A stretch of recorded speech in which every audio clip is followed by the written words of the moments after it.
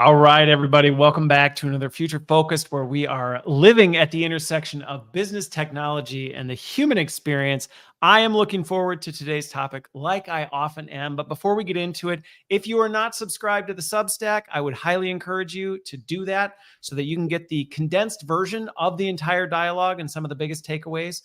Not that you don't want to listen to the whole thing, but just so you got the easy, quick reference guide version of that. And today's topic is going to be, we're talking AI and robotics, which I am so excited to talk about this because despite all the different diversity of topics I've had on the show, this is one I don't feel like I've had enough of. So I'm looking forward to it. And navigating that conversation with me is Jerry Swafford, PhD, who specializes in AI and robotics. And the best part is we were both backstage before we started recording, joking about the fact that when it comes to like the intros, it's so awkward when you're like, I'm just Christopher. I don't know. And Jerry's like, I'm just Jerry. So Jerry, thank you for joining me. Yeah, thanks for having me. Looking forward to it. Yeah. Well, I'm looking forward to it. And I've gotten to know you a little bit through being on your podcast. And then we've gotten to know each other through the different conversations along the way. So I have no doubt we're going to have a very fun dialogue. Yeah. But for folks who don't know you as well as I've gotten to know you through these last few conversations, a little bit of backstory into your journey and how did you end up getting into the robotics and AI space? It's a pretty niche space to land in. Yeah. So yeah, I'm originally from Nashville, Tennessee. Okay. Currently living in Huntsville, Alabama. When I finished high school, I didn't really know what I wanted to do. I figured it was engineering, so I was good at Okay. math and science. So I Okay. So started you had off. some inkling of kind of like your giftings. Yeah. So I knew I was good at math and science, so that's the direction I went in. I got a math degree, and then I went and got a mechanical engineering degree. And so Okay. after doing that, I went to grad school because that was available where I was at Tennessee State in Nashville. And while I was in grad school, I did well in one of my courses. And you know how if you do well in a course and a professor has research, he'll kind of say, "Hey, you want to come do research with me?" And Yeah. that's what happened. I was doing really great in his course, and he asked me about doing research. So I brought you under his wing a little bit. yeah, so he brought me under his wing. I got to do some stuff there, and so that's where he had this robotic arm, and what we were doing research with, not just the motion of the arm and picking up parts, Okay. but basically we had a contract. I think it was with Rolls Royce at the time, and Okay. they were doing airfoils for jet engines, and they wanted to do automated inspection. So they Oh, wanted you to be able to pick up, take the robotic arm, pick up the airfoil, turn it, and then also do basically inspection visually, and okay. also try to automate that as well. So we were Okay. working on So not just combining the two of the actual physical yeah, task of picking up, rotating it, but then also right, using an artificial intelligence optics system to actually then look, inspect, and actually validate exactly. whether it was good. So we're basically trying to figure out the different types So of super easy work patients. is what you're saying. Like Well, very simple stuff. yeah, and again, as with all of these things, it's not Yeah. just. Would you want to, as a human, go pick up an airfoil, turn it around, look at it? Is there a scratch here? Am I sure that's a scratch? These kinds of things, and Yeah. there's a human error aspect to it, but then there's also just who wants to do that all day, Yeah. and Not so exactly a super fun job if that's what you're doing all day, every day. exactly. And so it's not fun, and there's a lot of room for human error in it. So if we can Yeah. figure out ways to automate that process, um, then maybe humans can work on something else. And if the machines do it better, then that's even better. So I was doing that in grad school. Did some other work with multi-rotor UAV swarms. So my Okay. thesis was about that. So if you think about a quad rotor, or like a 6 rotor or an 8 rotor, where they've gotten really good now. You can just basically buy a hobby grade one, but back then it wasn't as easy to do that. So Okay. you put a camera on it now, and there's just a lot of things that, like, I've seen it progress since my time in there, when it was only research groups doing that kind of thing, and Okay. the technology's gotten so good now that you can just go get one that works pretty well and flies pretty stably, Okay. and you can do first person view and fly around and fly through things. And so I mean, kids now with robotics and these kinds of things have just access to so many things that I didn't have, but I was basically in grad school at the time, so I got Yeah. to play with things that if Before I they were was mainstream. that yeah, it was not mainstream at the time. So when I moved to Huntsville for my PhD, and my advisor said, I've got 3 different projects that you can work on. One is an underwater autonomous vehicle. One Okay. is basically a unmanned aerial vehicle, which would be similar to the multi-rotor stuff I'd done in the past. And the other Yep. one is humanoids. And I was like, oh, humanoids. Okay. Humanoids. Humanoid walking. I'm like, okay. Yeah, that's Yeah. like it's one of those things where people give you 3 choices, but it's just there's nothing for It's me to so think obvious. about There here. was no It's like, so I obvious. got a noodle on Yeah. this one for the weekend.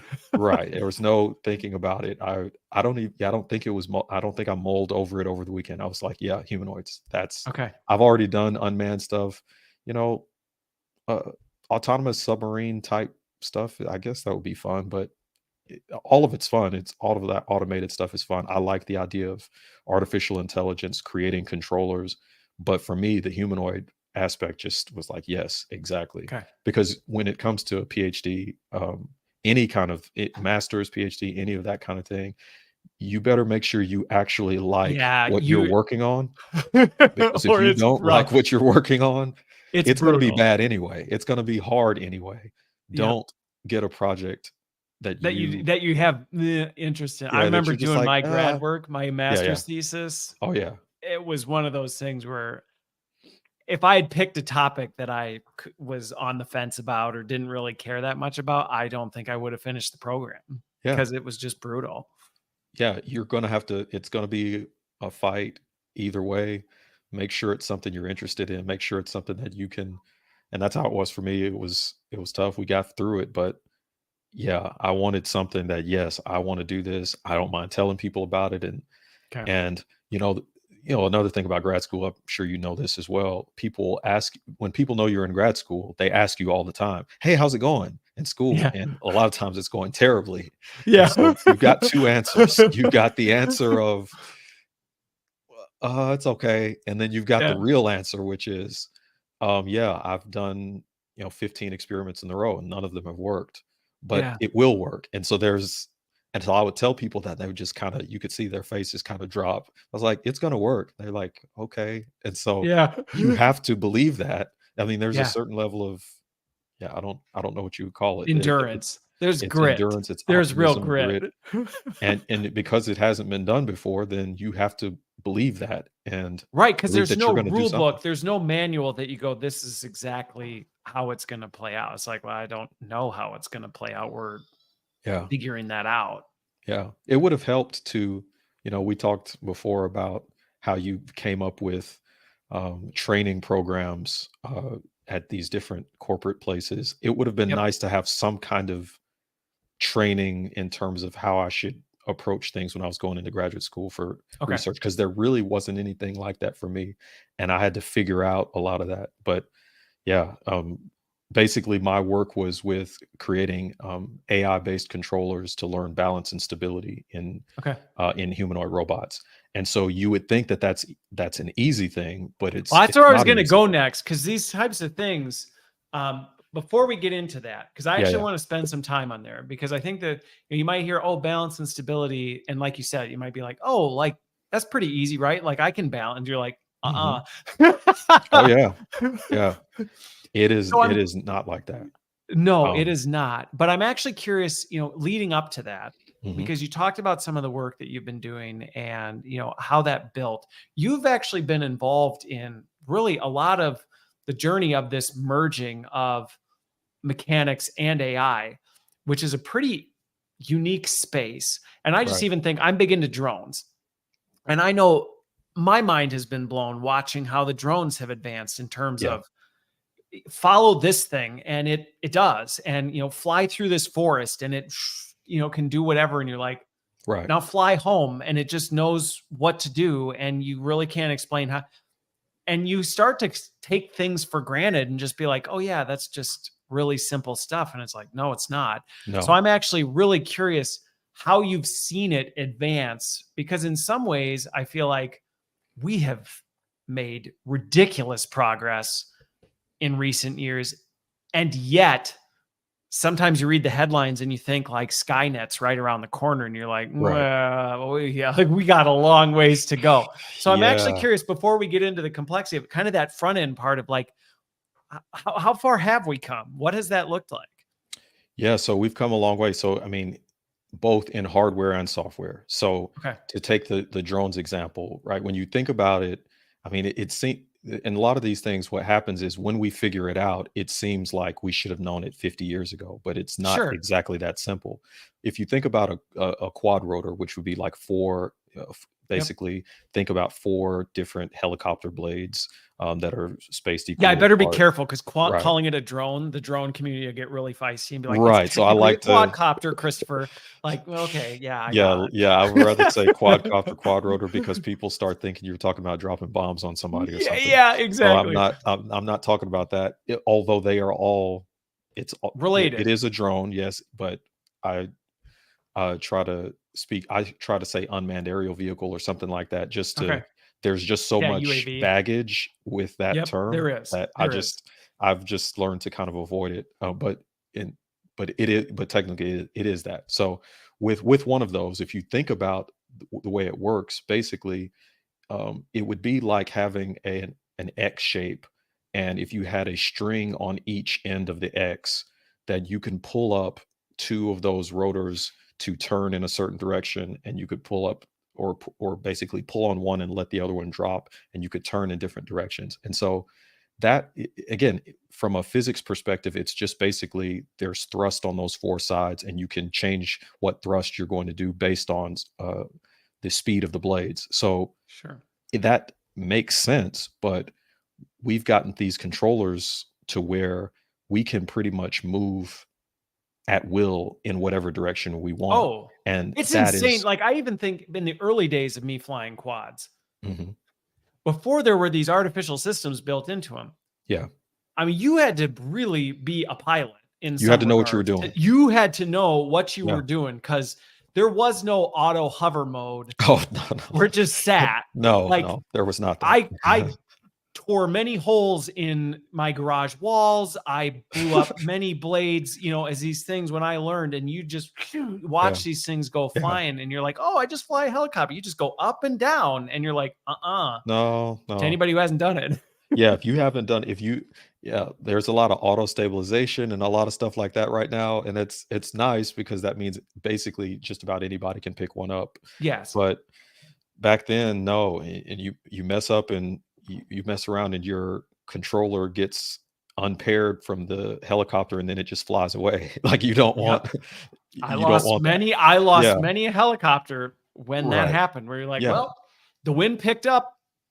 I Yeah, guess I'm now not it's out getting of that one range back. and it's gone. Yeah, so like that yeah, so from that perspective of the hardware, we've gotten much better with that, but then again, the software side as well is just gotten much better in terms of our cameras have gotten better. I mean, everything levels up. So when your camera gets better and you're able to identify things better, that helps as well. So all of the machine learning of, now we can identify things much more easily than we could in the past when you had these. It's like I don't even think in terms of pixels anymore because back then when you were thinking in terms of pixels, They actually well, mattered. yeah, that stuff mattered and it really doesn't anymore. You can zoom so much now with a very tiny camera. I mean, Yeah. you had to have these big cameras on there and they were worse than, any like front-facing phone camera now, but DSLR. I mean, yeah, honestly, you did these massive things and it yeah, still was hyper pixelated. yeah, and so then you have all of these different technologies that all get better, and then there comes a point to where now you can have this integrated system like a quad rotor with a camera on it. The camera's better, the blades are better, the controllers are better, and so all of that stuff gets better. So now the cost goes down, and you can get a hobby grade quad rotor right now for not that much money, and a 7-year-old can pick it up and get it out of the box and fly it. Well, Yep. all of that same stuff was thousands of dollars when I was working on that back then, and it didn't work nearly as well. So Yeah. these are the kinds of things that happen across the board in technology, that all of these different technologies can be combined into an integrated system, and then it drops the cost, and then we can move on to other issues. But when it comes to humanoids, again, we're just, the issue with humanoids is that there's a lot of science fiction that has really caused our expectations of Yeah. what we should be able to do. It has really influenced that. So I think about iRobot. Actually, during one of my, it wasn't my thesis defense, but it was like I was initially presenting my research. I used a clip from iRobot, and when I say Okay. iRobot, a lot of people are going to be like, "You mean that movie from back in the, I don't know, it's probably early 2000s or something. It's Yeah, really it old was. now." And yet you have this robot that jumps, there's this scene where it jumps out of a window, like a 2 or 3-story window. It comes down to the ground, falls on its feet, and then just takes off running away from Will Smith. And it was just this really interesting thing where it's like, n that is, it's so far removed from what is possible that it's very Yeah. difficult to even quantify, that we're nowhere near that. But if you've watched that 20 years ago, then you assume We're that close. Like we're it's right close. around the corner.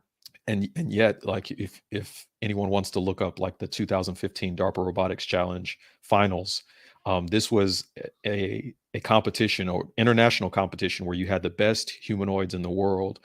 And what they were doing is they were trying to show the state of the art, and they gave them basically disaster scenarios. Because Okay. uh, so if you have a disaster scenario, and let's say there is some kind of waste, or some atomic waste or something like that, Sure. you can't send people in. Yeah, you can't We be could like, have, "Here, just put on your scrubs and go in there." yeah, and so what you need to do is you would want to send humanoids in. Well, there were these really, like, it's best known now for just the falls, and how the humanoids would fall and not be able to get back up. And there's one of my favorite ones is where the humanoid reaches out to grab the handle, but basically it grabs to the right of the handle, and it doesn't actually grab the handle, but it thinks it's grabbing the handle, and it pulls down like it's going to grab the handle. But because there's no force acting against it that it's expecting, it just falls over when it tries to grab the handle. And so it's things like that, and this is 2015. You might say, well, that's 10 years ago, but I mean, this was the very best stuff in the That was world, the best of and the best of the the best. best of the best. And so none of those robots, if they fell, could get back up even. Okay. They'd fall, and you'd have people run out there and try to pick the robot back up. And so in my work, like, one of the things I try to explain to people is how amazing it is to be able to balance and walk on 2 legs. That if you take a 5-year-old child that can run and jump, and you got Yep. kids, like, they're Yeah, doing I got a bunch of everything. them. And yeah, and so there are no robots in existence that can do anything like what that 5-year-old child can do, in terms of being balanced and stable. Okay. And so what I worked And with they're was called, stable too. Like, I think of my kids, like, when you really think about the fact, like, they'll step on a toy and they yeah, somehow manage to catch themselves yeah, and pop back up. yeah. And you're like, "Oh, wow," type of a thing that seems really like, "Oh yeah, that's just what we do." Right. And so because it's what we do, we've learned to do it. You don't understand. So if I, this is the thing I usually ask people. I say, look, if I pushed you, not really hard, but if you're walking and I pushed you, you wouldn't fall, right? And they say, yeah. But the thing I say to them next is, but you don't know exactly what you would do at all. You know you would do something, but you don't, I couldn't Right. tell you, you couldn't tell me beforehand what it is you're going to do, but you won't Right. fall. And so that level of robustness and stability is what we have. Now, what I was trying to study is, hey, can I potentially learn from what we do, how, in a way that I can guide the AI controller to getting to that place? And I eventually got into the place. So there's really, the way I was doing it was using something called reinforcement learning, which is Yep. really the basis of what we see in ChatGPT and these others. But It it is. wasn't. That was for a large language model. I was doing this for basically robotic reinforcement learning. So it wasn't Okay. the same. But this, just to give a definition of terms, reinforcement learning simply just means, it's, the way to think of it is trial and error. So you would Yep. take feedback and have an understanding of, whether this is a good action or a bad action. Yeah. If this is They an just action keep that will doing the same thing. And then based on what happens, they're then given inputs into, did I do the right thing? Did I do the bad thing? And then from there, exactly. they learn it. And then you just keep running them through these rotations and they Yes. continue building a database of all the different things that could happen. Right. And so this is nice for something like if I'm trying to identify, is this a frog or is this a fire hydrant or Right. is this a bus? But if you say, okay, I just got pushed and I did this motion, well, with robotics, it wasn't just one motion. There are different. If I have 18 joints, those 18 joints had something that I sent to them at this time step, and then at this next millisecond, this next millisecond, next millisecond. What was the thing that I did that was not right? That's not as easy Yeah. to figure out. And so what you're having to do is, and this is where this concept of reinforcement learning can be helpful. But even then, you're just still not exactly sure. Now, with our best algorithms, it takes thousands, tens of thousands, hundreds of thousands of falls in a simulated environment to come to something that starts to look like it's that is able to do better with push recovery. But Okay. if you think about a child, they don't fall tens of thousands or hundreds of thousands of times. And so this No. this aspect of learning that we have in us is, I think a lot about, my faith and how my faith has been strengthened by this. And it is an evidence to me of the existence of God that we have this learning in us that develops, because I run these algorithms and it takes tens of thousands, hundreds of thousands, and you still don't have anything that's near what we have. And so to see that we always the way I think of it from an engineering perspective is every healthy person converges to an optimal solution, and we do it Yeah. all uniquely. Everybody balances on their two legs, and we all do it in such a unique way that you can watch someone walk, and you could basically, that's a biometric identifier. You can look at the Yeah. way someone Yeah. You walks can and literally look at identify them. somebody's strides and be like, that is so and so. Yeah, and yet we all do it really, really well. We all do it in a way that we don't fall. Well, I mean, we should be falling all the time. We bump into things, we trip, Yeah. the number, like if you We go think up about, different stairs. We go yeah, on different, we transition different, dirt when's to the last time you pavement to, fell? Can you remember the last time yeah, you I just really can. It was fell? on my 40th birthday because I bought skateboards for the kids and I decided to learn to skateboard, which Okay, again, when I think about the complexity of learning yeah, to stand on now a wheeled object that in every way, shape, and form wants to fly out underneath you, the fact that within 20 minutes, I was able to cruise around the yeah, driveway pretty easily with the kids is yeah. fascinating. Yeah.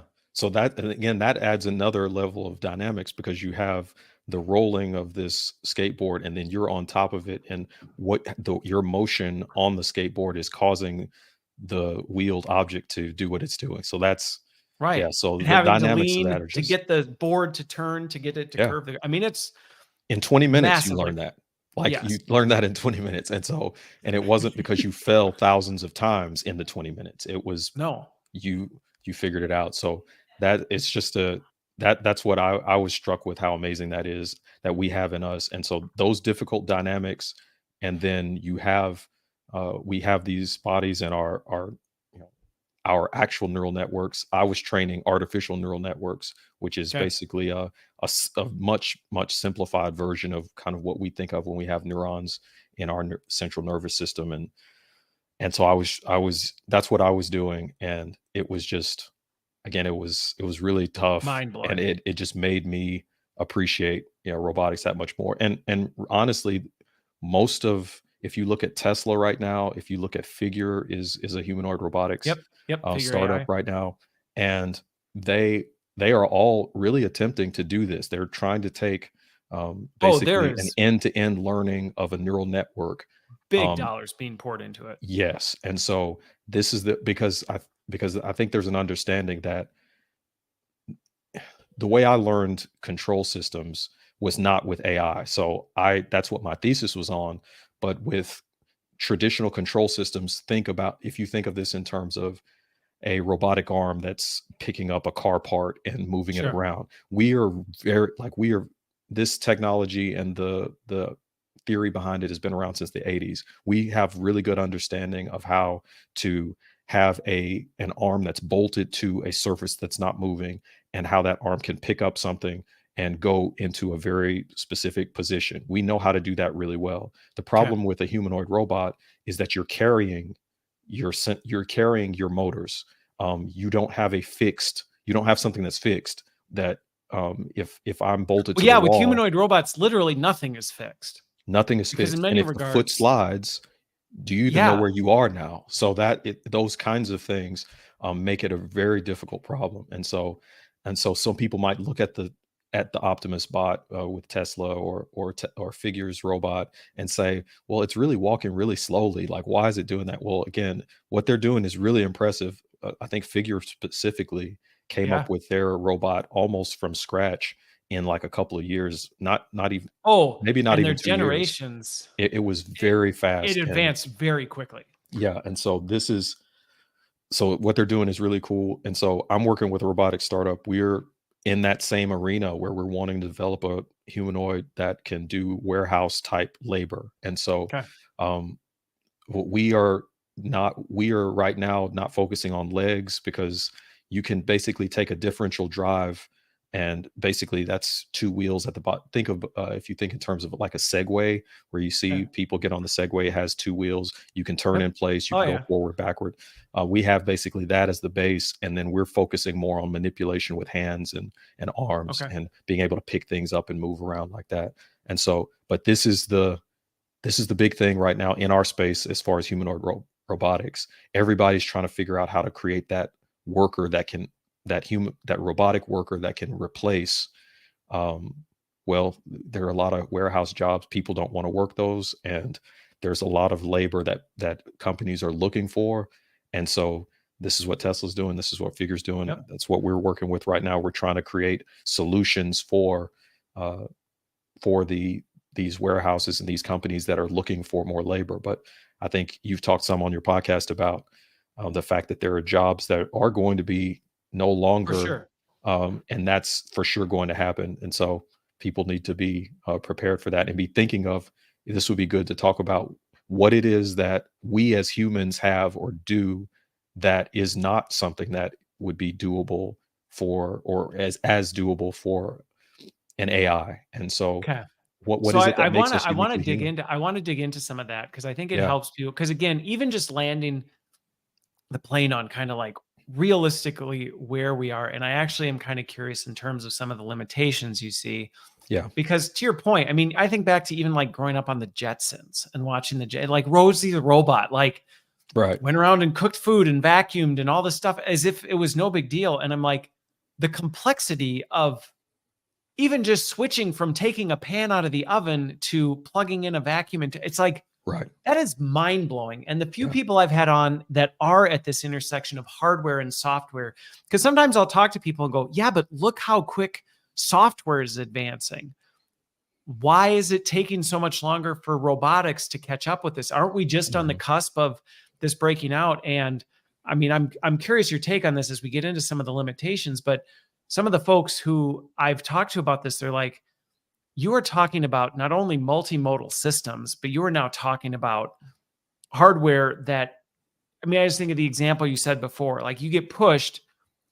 It's not like one thing on you just moves. You just, flick your wrist and it happens. Like, no, your whole body readjusts to what just Yeah. happened and identifying even like, well, which muscles twitched and Right. which one first and how did it respond to that is absolutely stunning. And so I'm curious when you look at stuff, because you'll see the stuff where the headlines will tell you these robots, yes, they're doing this now, but by the end of 2024, Yeah.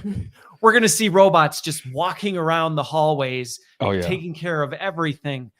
Where do you stand? Because I definitely think we've seen an exponential rise in Mhm. advancement. I think there's no denying we've seen exponential Oh, growth. yeah. But I also see that in contrast to, yeah, but we got a long ways to go before we see this. So where do you see some of these limitations and where do you actually put us on the map in terms of like Mhm. feasibility of some of these things? Yeah, that's a good question. So, I mean, there are so I like to think of it from the hardware and the software side. So, Okay. for example, from a hardware side, one of the issues that we're having in the lab right now is that the motors are so heavy that it's Mm, actually pulling down the shoulders.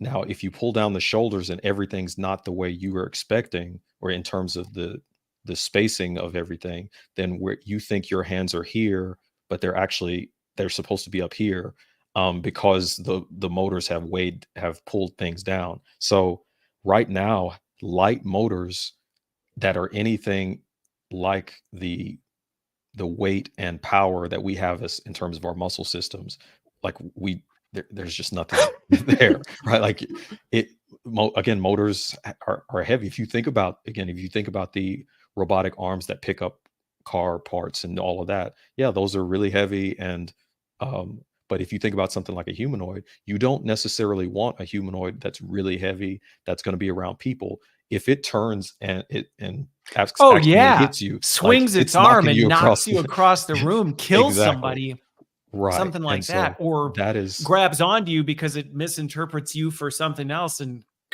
just yeah, completely crushes you. it could completely crush you, and so that the hardware side, having lighter motors, and but also that, again, having that power to strength, or that power to weight ratio that would be something on the order of what we have, is again, I don't know when that happens, and it may be decades before it gets anywhere close to what we're doing.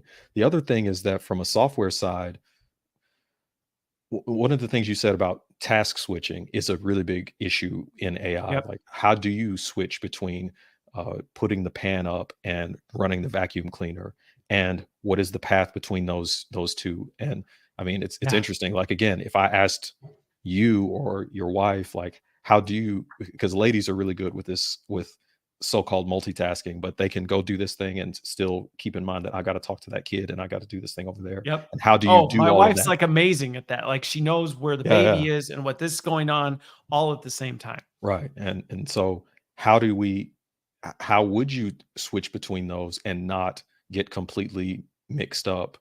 And then, yeah, so that idea of getting the software to catch up to those kinds of things, because so much of what we do, we make these assumptions about it, but there's so many things that we're doing. Just again, if you hear a knock at the door, what are the all of the different tasks that happen for you to get to the front door? Well, things like, okay, I've got to scoot my chair back, then I have to stand up, then I have to walk around this table, then I have to, all of those things need to be generated in real time by a humanoid. And that's just Not the only what I'm just sequencing. even thinking there with that example, not even taking into account the decisions that we as people are making in terms of even like our response rate to it, because there might be other things we're in the middle of doing that we're like, oh, I'm going to stop. I'm in the middle of this podcast interview right now. I'm not going to Right, answer the door right now. So I'm going to take care of this other stuff.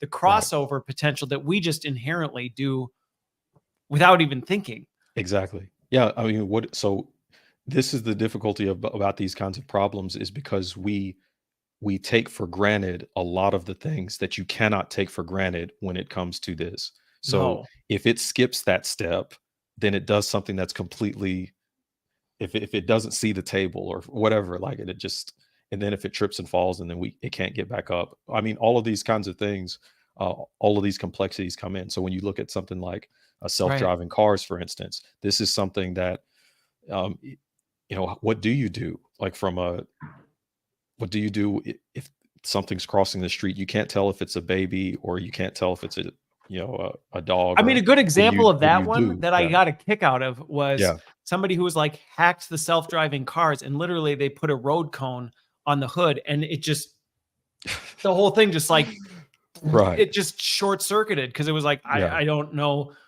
what to do about yeah.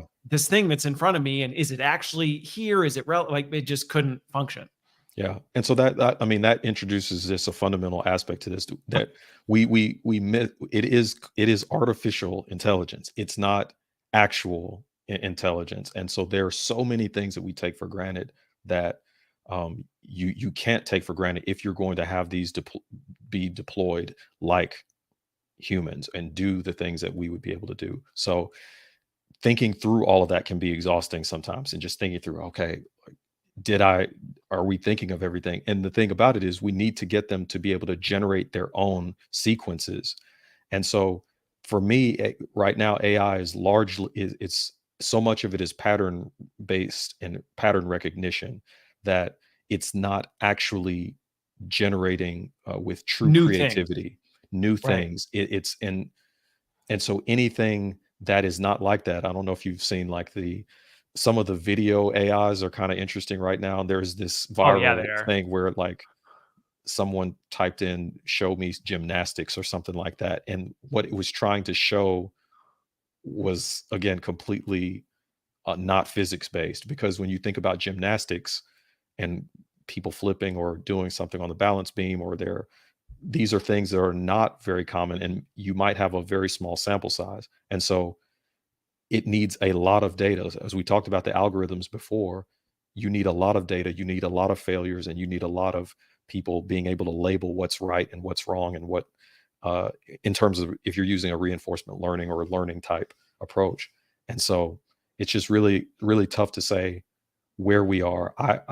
The people that are saying, okay, in 2025, everybody has their own robot. It's like, okay, it's hard to even take that stuff seriously, but these are the people that get the headline, right? They are I the know. people that And going everybody's back to the listening fact to. we've been watching media and movies that have kind of set our expectations that like, oh, this is totally feasible. Like it's Right, not that crazy. And we see people do these things. right. So it's like, well, how hard is it to make a Yeah, machine do a thing a person does? And if you yeah, don't understand it, I can completely see where you would eat up the headlines that, by the end of 2025, we're all going to have personal robots in our house that can do everything that someone else could. right. And so I just I'm just and picturing like robots like vacuuming up the dinner that it just made because it can't, it just malfunctions in between. And I mean, that's the kind of stuff that I think even years from now, we're still going to see because some of the robots, and I'm curious your take on this. So, as an example, I got a fairly decent sized yard, and while I love mowing the lawn, there's like this temptation of like, but there's also days I wouldn't like to mow it, and yeah, it would be kind of nice to just have a little lawnmower go around and keep the lawn nice and clean. And I've watched even that progress, which when I think about that, from in some ways it's very simple when it has one task to do.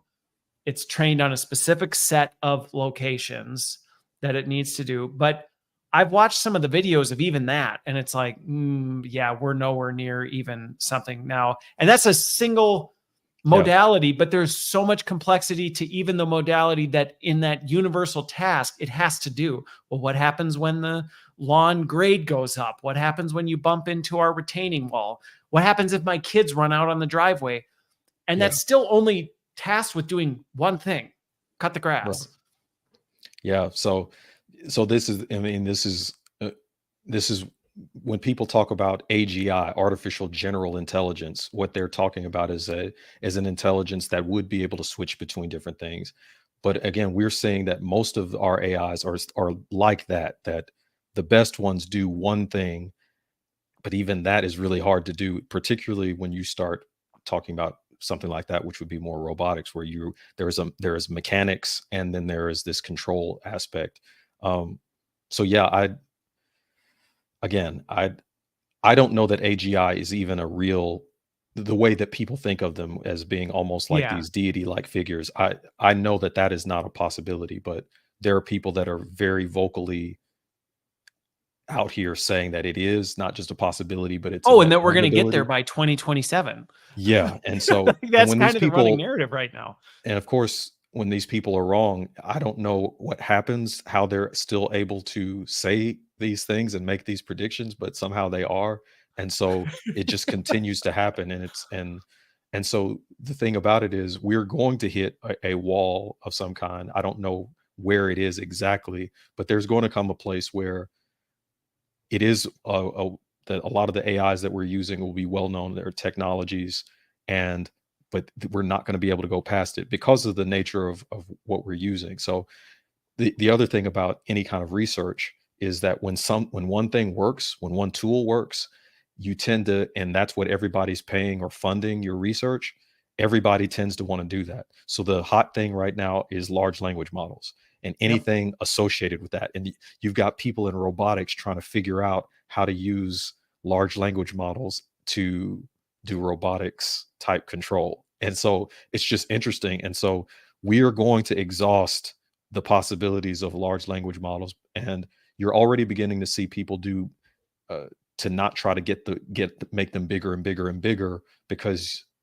to a certain point you're just overfitting. You're doing Well, yeah, now the again, trend yeah, actually is the small language yeah. models. I mean, That's where they're trending ChatGPT towards. Yeah. 4.0 mini just came out, or it's releasing tomorrow. I mean, and we're seeing, I mean, even Apple's big announcement was their on device small language model type of a thing. I mean, again, Mhm. it's almost like the large language model has kind of like people have gone, well, we've kind of seen it hit its cap Mhm. and now we're moving on to the next thing. Yeah. Yeah, so I think that's what's happening, and when we get to the smaller ones and we're able to do some things with that, there's going to come a time where we're not able to kind of keep progressing in some of these things. There's still a long way to go in terms of Yes, I truly agree.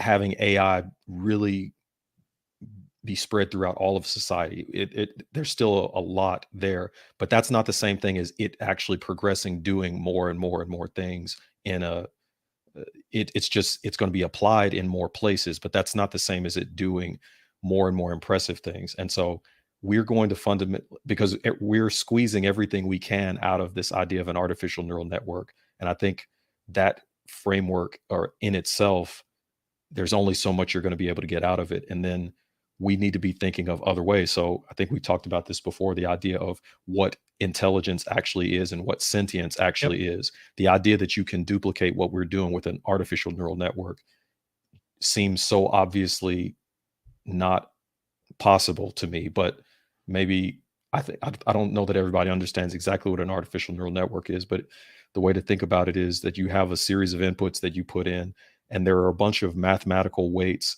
and so you're multiplying and adding a bunch of numbers together, and then your output is the thing that you're going to control or do, or the word that you're going to come up with. And so that framework doesn't and it's not going to be encode something like love or sadness or some of these other things that we are uniquely human. And so these are the kinds of things that people tend to think, oh well, yeah, we're going to use a neural network to do all of that. And that's one tool. And we've just now been able to train them really fast in a way that it's opened up all of the things we're currently doing. But to Yeah. say that that's going to be something that causes a robot to become sentient is just, it's too simplistic of a technology to even, for me to seriously consider it. And I know that there are people that don't think so, but I don't,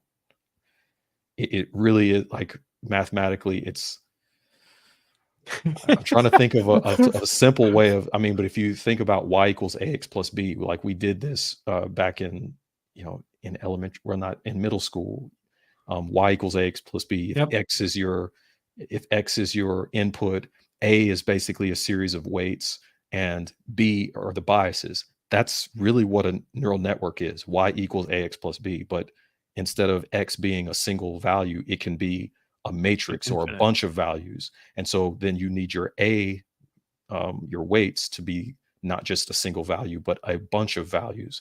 And so, but none of that encodes, again, some of these fundamental things. And it's not clear that that's the best way of encoding something like balance and stability, what I was working with, Right. Well, and that's what for I was sure. going to ask about, because like I think of, there's been so much emphasis around, large language models, now small language models, but you look at what it's really capable of doing, which is analyzing text input, now visual input, which Mhm. is great. Like it can see something and it can basically convert that. I mean, basically it's translating image into words. It's Right. like a translation into words, and then it's kind of mathematically calculating what the output of that would be, either in image and words.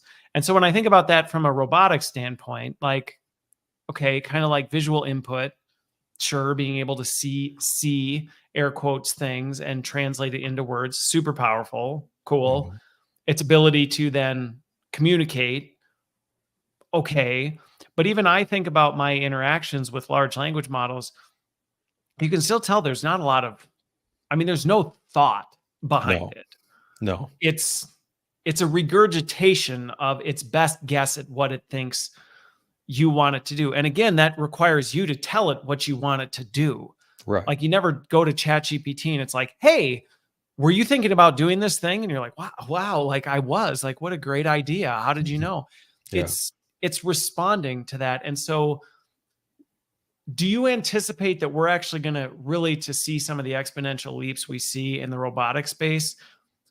Is the advancements in AI going to have to make some big jumps into other areas? Because I do feel like, to your point, we're kind of squeezing the blood from the turnip Yeah. in language models. And it's like, it's only going to go so far, and it's Right. only good for certain purposes. And at some point, yeah, you can use a drill to hammer a nail, but it's not really the best tool for the job. Exactly. I think that's right. I think, again, I think we're going to continue to see AI applied in a lot of different areas that maybe we weren't thinking of as much before. But as far as I'm looking at it from the perspective of how far can we take this current technology? And so taking this current technology, I'm not sure how much farther we're going to go in terms of doing things way beyond what we are currently doing. And so it requires, the difficult thing about this is the maybe the next thing that's used after, let's say, neural networks may already exist. Like the math might already exist, but no one has figured out how to use it yet in a way Okay. that would be used for that. So, I mean, again, neural networks were around decades It is. ago, Yep. but but it took a very long time for that to catch up. And so if we squeeze everything out of neural networks, and it's the case that we actually, in order to come up with something that more resembles thought, it's going to require a completely different mathematical structure. That mathematical structure may exist, but no one's potentially applied it properly Okay. or to this problem. And even if they do, then you need the development of that to be able to come up with the things that will allow it to work on a computer. Which is And very this expensive and time it's consuming. it's expensive, it's time consuming, and if you think that an AI is gonna figure that out for us, then no, that's not it's not going to figure that out for us. And so there are a lot of good things that they're going to be able to do, but we're going to need to be able to develop the next thing.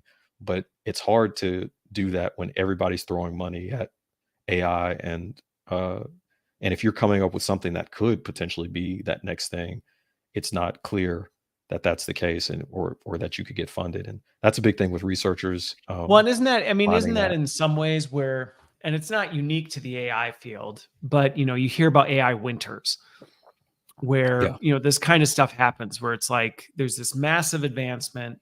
We like we described, we squeeze literally all that we can out of the sponge. And then it's yeah, kind of like, and we've kind of hit our ceiling. And now it's a matter of that next innovation right. having to crack before we really can jump.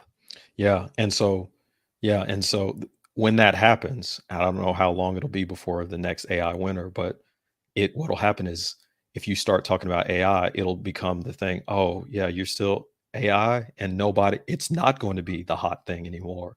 And working in that area and trying to advance the state of the art in that area will not be funded. It will not be the thing that people pat you on the back for. There, oh, you're still doing that. And it won't be until the You're next still in that time AI thing, you're huh? still on that AI thing. I mean, because what happens is when something becomes a technology, truly, meaning if I do this, it will work perfectly.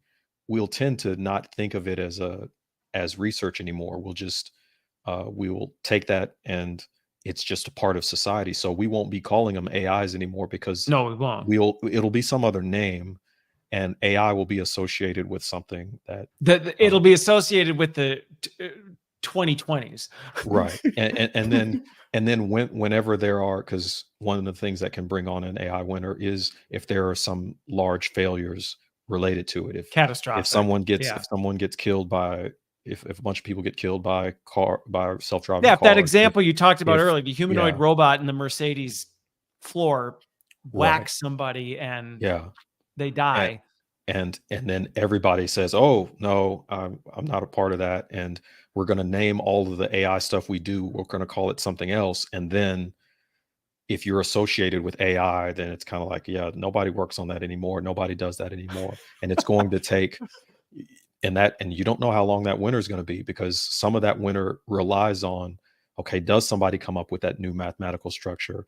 Does somebody put 2 and 2 together and figure out how to make that work? Maybe, like in the case of neural networks, it takes 20 or 30 years for someone to come up with a training algorithm that can train these fast enough. That do we then have the computers that can, now that won't be as much of an issue, but like things like Nvidia where they are creating chips that are specially optimized to do this kind of thing. You'll probably need something similar for whatever that new structure is. And so all of those things have to be built, but they have to be built by somebody who doesn't care about uh, not doing the hot thing right now and just Right. trying to further this. And I mean, so, it reminds me of when I worked in the pharmaceutical space. mhm, I remember orphan drugs was a big thing where there were like orphan diseases where it was like, mm, well, it's not the hot disease. It's not what's on, any government's like radar. It's not what the investors are interested in. yeah, And so it was very difficult to see research and development into certain diseases and things like that because ultimately people went, you know what, even if we could cure it, it's going to cost a lot of money. And really, at the end of the day, it's not really worth our time and energy. right, And so you're like, wait, what? And so it really took people who were willing to take the fight and really go there to do it, which wasn't everybody. Everybody else was quick to jump on the cash cow of like, oh, this is the hot thing. I'm just going to do that because that's the quick yeah, bank run. yeah. That's I mean that's how it works. So I mean economics figures into all of this stuff and what decisions people make. And because again, once things start going well, people all jump on the bandwagon, and that's why it's taken off the way it has in the last few years. It started with small things like chess and playing Go or something like Yeah. that, Okay. and you Go. began to see more and more applications, and AlphaGo. then uh, but the same thing can happen that once people start jumping off or something catastrophic happens and now no one wants to be associated with it, then we don't have that same push for innovation. But Yeah. that everything is there are seasons to everything, and so but nobody wants to hear right now that winter's coming, but it is. No, I they don't know don't. when, but it's coming. But Well, and I think, I think that's helpful on both sides because I think based on this conversation, and I have got one final question for you, but I think based on this conversation, and this is where I tell people all the time, if you're looking to trend or show up on some hot streak, following my path is not the path to follow because I lean into this complexity where it's like, well, there's some really cool stuff happening with AI, but also this is the reality of where we are. And most of the time, what's hot is AI is going to end the world or, the exact opposite of that. right. So from the vantage point you're sitting at, I'm actually really curious. What are some of the things you're most excited about? And what is something that has you going like, "Ugh, I'm a little nervous about this." Mm. Well, I mean, the just to start with the nervous one, I mean, there are a lot of I've seen open letters from different people that are in the AI robotic space about things like weaponizing it. And Okay. there's no question that this kind of thing could be weaponized, that you could when I talk to people about developing humanoid robots, they say, "Oh, so like China can have a soldier like a or something like that or the FBI is going to take your technology and use it to do this or that." I mean, yes, it could be weaponized. There's no question that you can take this tool and weaponize it.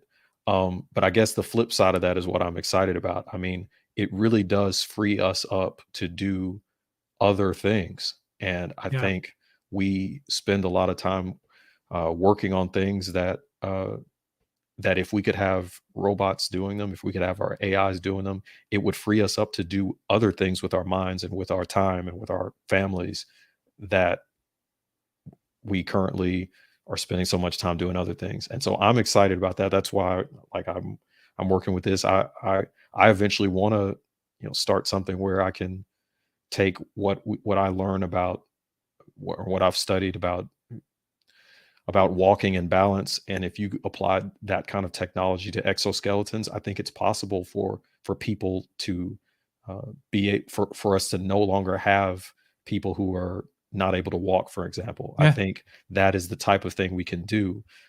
But if we're busy weaponizing it, if we're busy doing all of these other things, I mean, there are really cool things that we will be able to do. But instead, I think a lot of that fear, um, and then we just don't have people necessarily uh, going into that area. For me, I got into this through graduate school, but I think we can be already raising kids that can be working on AI stuff in Yep. high school, and that's what I would like to see happen, and this be something that we can further the state of the art, and then be able to do things like take away handicaps and make sure everybody's fed and things like that. That I think this could be a tool in that. But what's scary is that, like I said, someone weaponizing it could be the lead into an AI winter, something like that, where it's like, okay, we're Yeah. just going to get rid of, we're nobody's, we're the government steps in and says, well, we're going to start regulating this or something like that. And Yeah. now what are we going to do then? I don't know. So, Well, and I think we often, as you look back over human history, we don't have the best track record of this kind of stuff. We right. tend to be way overconfident in what we're able to do until we Mhm. make some really, really, really stupid mistakes. Right. And then we almost have to reset because instead of, like you said, being wise and intentional and careful about it, it's like, hey, this is a hot thing. Like, what could possibly go wrong? And then Mhm. something happens and we go, oh, maybe pursuing, unlimited profits and whatever at the expense of common sense wasn't the best idea. And then Yeah. we end up just course correcting the other Right. way. So, Yeah. yeah, I mean, just we people are mostly using this for entertainment, I would say. Like, that's yeah. mostly what most people Oh, are using it for. And so it's yeah. like, if we could actually, there's so many powerful things we could be doing and helpful things we could be doing, but like, we're mostly I think you had something about like an AI or an influencer like Yep. making an AI bot of themselves. It's like, can we do That's what something we're I else know. with I this? know when I I read mean, it, why are when I we read that, I'm just like, this is what we're doing with all of this advanced technology is creating a fake clone of somebody that we can ask dad jokes to. Like, Yeah, and that's the thing, and so I don't know, because if yeah, I think maybe we're just, I think on that end we're underestimating how powerful this could be, and then the people that understand how powerful it is are out here trying to weaponize it or something, and so then yeah, we're going to turn around and um get blindsided. yeah, we're going to get blindsided by something. So, Okay. but Well, Jerry, this was super fun, and yeah. I very much consider myself fortunate now to have somebody on the inside of the robotics and the humanoid AI space because it's an Mhm. area that I have an extreme interest in. Yeah. I've been watching it from the sidelines for a long time, going, this is very interesting, and so I definitely want to stay in touch to hear how it Mhm. continues to progress and Yeah. where does that ceiling exist? I agree with you. I think there's a winter coming. It's a matter of like when and how far before we go and what kind of mistakes are we going to make along the way? And hopefully what kind of awesome innovations will we make along the Yeah. way? So thank you for making the time today. I Yeah, sure. thoroughly enjoyed this. Yeah, this was good. All right. Well, thanks everybody for watching, listening. Hopefully we have tempered your expectations or at least made them a little more realistic. Rosie the robot's not going to be for sale in the JCPenney catalog next Christmas, but at the same time, there is some major advancements happening, and I hope this gives you just some food for thought. So with that, we will see you on the other side.